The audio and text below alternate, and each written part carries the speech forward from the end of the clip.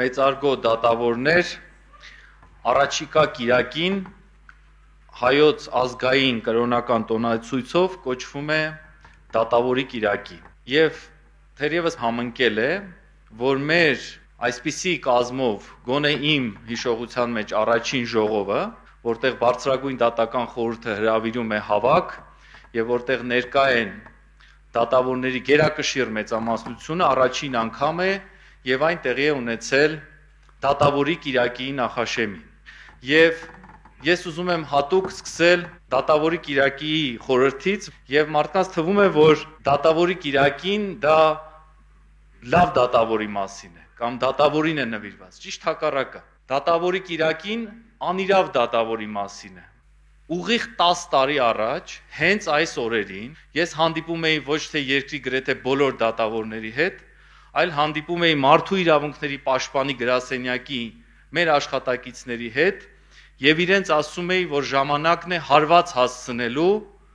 անիրավ դատավորների։ Ամեն օր մարդու իրավունքների պաշտպան աշխատելիս մեր գրասենյակը ստանում էր, եթե ոչ հարյուրավոր, ապա տասնյակ բողոքներ, խնդիրներ դատական համակարգից։ 2013 թվականին, ուղիղ 10 տարի առաջ այս օրը տեղի է ունեցել հետևյալը. այն ժամանակ 230 դատավորներից այսօր 114-ը դուրս են եկել արդեն, այսինքն գերակշիռ մեծամասնությունը փոխվել է։ Տեղի է ունեցել ինքնամաքրում համակարգ։ Մի ուրիշ թիվ եմ ուզում հրապարակեմ, այսօր փաստորեն կա 280 դատավոր Հայաստանում։ Այդ 280 դատավորներից 144-ին նշանակել են հեղափոխությունից հետո, 2018 թվականից հետո։ Դահլիճում այսօր նստած են մարդիկ, որոնք ընդամենը 5 տարի են, որ այս համակարգում են կամ շատ ավելի քիչ։ Մենք ունենք երիտասարդ, նոր, առողջ, ուժեղ դատավորներ մեր փորձված լավ ազնիվ դատավորների կողքին եւ հետեւաբար մենք մեր մաքրումը, մեր զտումը, մեր աշխատանքի բարելավումը կանենք ինքներս, ինչպես դա թույլ է տալիս սահմանադրությունը, մենք մեր աշխատանքը լավացնելով եւ մենք մեր պայքարը տանելով։ Ես կուզեմ մի քանի բառ խոսել կոռուպցիայի մասին, կաշառակերության մասին։ Մեկ կաշառակեր դատավորը ավելի է վարկաբեկում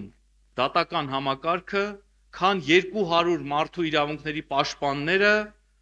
մի քանի 100 նախարարները, հասարակական գործիչներն ու քաղաքական գործիչները։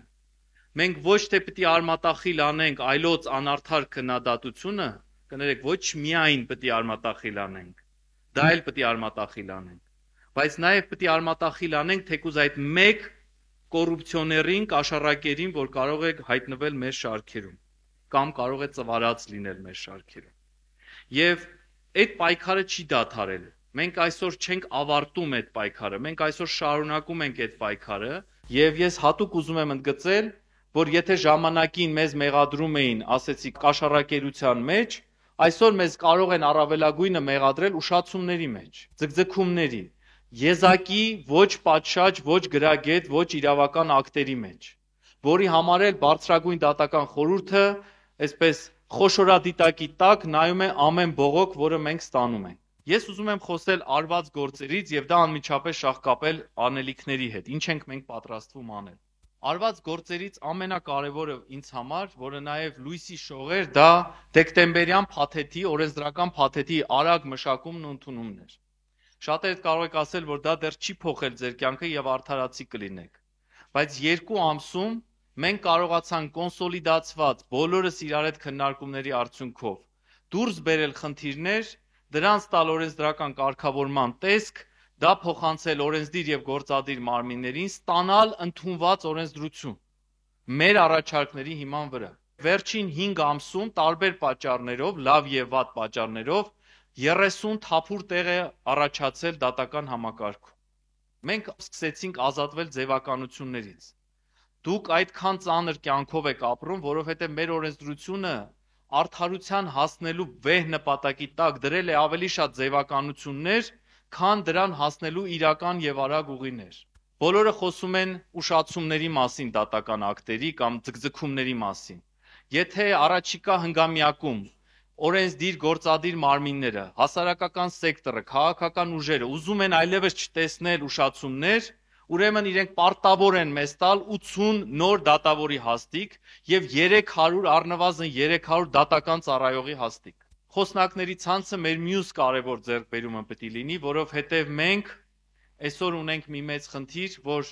այո նշեցի, հեղինակությունը նաեւ մենք ենք մեղավոր եղել մեր առանձին ներկայացուցիչներ, որ չի բարձրացել իր պատշաճ մակարդակի, բայց նաեւ եղած լավը չի մատուցվել հասարակությանը։ Ընդամենը 6 ամիս աշխատելով ձեր շարքերում, ես տեսել եմ այնքան հոյակապ մարդկանց, մասնագետների, որոնք գերակշիռ մեծամասնությունն են, բայց սրա մասին ես չպետք որ պատմեմ։ Ամեն մի ձգձգման, ամեն մի ակտի ժամանակ մարդիկ մեղադրում են դատավորին, մոռանալով, որ այդ դատական process-ներին մասնակցում է քննիչը, դատախազը, փաստաբանը, մասնակցում է վկաները, քաղաքացիները,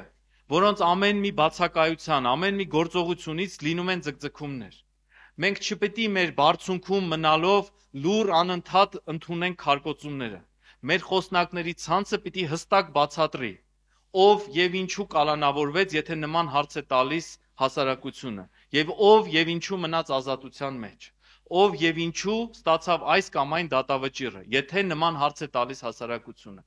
Եվ ամենավերջին միտքս, որը կուզեի ամփոփելուց առաջ ասել, ուզում եմ վերադառնալ դատավորի օրվան, դատական ծառայողի օրվան։ Պարզվում է հայկական պետական կամ ազգային կրոնական տոնացույցում գոյություն չունի դատավորի կամ դատական ծառայողի օր։ Այ գոյություն ունի ուսուցչի օր, բժշկի օր, քննչականի օր, դատախազության օր, բոլոր մասնագիտությունների գրեթե օրը գոյություն ունի,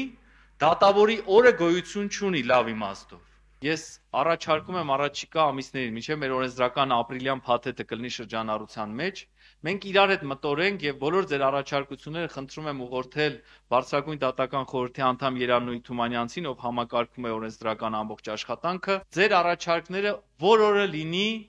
դատավորի կամ դատական ծառայողի